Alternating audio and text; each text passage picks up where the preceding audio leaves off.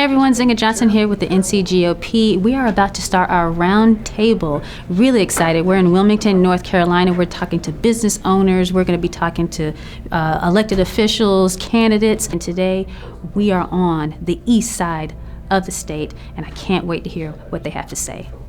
One of the main reasons for the NCGOP hitting the road all over North Carolina is to allow business owners to tell their story. So far, every business we've spoken to has the same story. Roy Cooper's shutdown has had an astronomically negative effect on small business owners. Besides the obvious loss of income for those several weeks that it was illegal for us to practice, business is at an unprecedented low. My name is Courtney Fitzpatrick. I'm the business owner for CSF Massage and Bodywork. I'm seeing probably about one client a week now. My name is Jonathan Uscarigi. I teach Brazilian Jiu-Jitsu. I own Uscarigi Brazilian Jiu-Jitsu in Olander.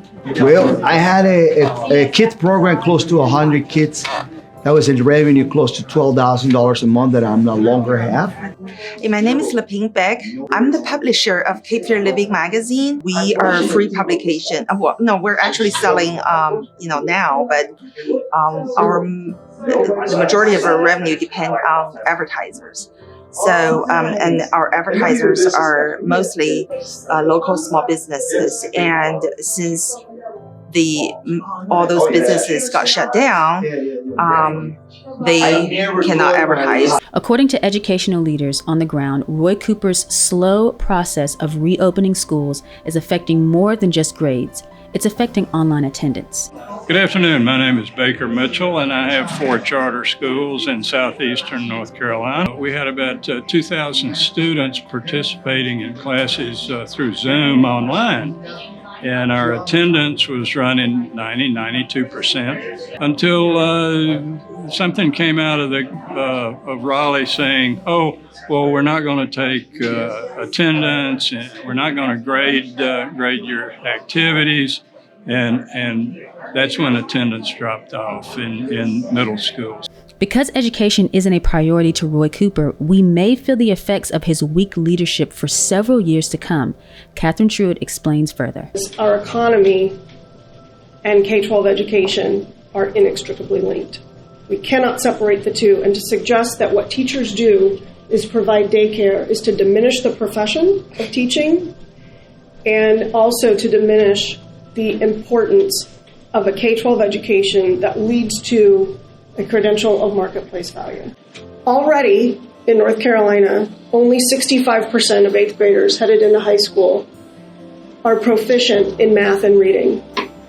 And this, my employers, has led to this startling statistic, which is that only 49% of 25 to 44-year-olds in North Carolina have a credential of marketplace value, have training and education beyond high school.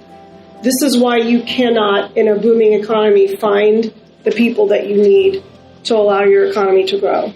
And we are in a situation right now where we have to weigh the impacts, the incredibly negative impacts that many of our most vulnerable students are going to suffer if schools remain physically closed. This all boils down to weak leadership. State leaders urge Roy Cooper to lead effectively and to delegate decisions to county leaders. And from a leadership standpoint, leaders must be out front. You cannot be a leader behind the scenes. People need to see you out front trying to be a leader, not once a week, twice a week in a press conference. In a letter that we sent to him weeks ago, I would like for a lot of our controls to be allowed at a county level. I think the county can make decisions for their respective counties much better than the state can. At the end of the day, business owners and political leaders are fed up. I highly recommend him to look for another job because he failed to protect and represent his constituents. And that's the number 1 item I would request. What is the number 2 item? Maybe step aside and let someone else have this job. Well, I think that was a beautiful roundtable. We need to hear from a leader, is what I'm hearing. And some people are fed up enough where they're saying, we're done. We need a new leader. What's interesting is the education system is falling apart right before our eyes, which will in turn have effects on our economy. And I think that's something that Catherine Truitt brought to the table that's new. We'll see you next week on the next Roundtable. We are loving and enjoying talking to North Carolinians all over the state.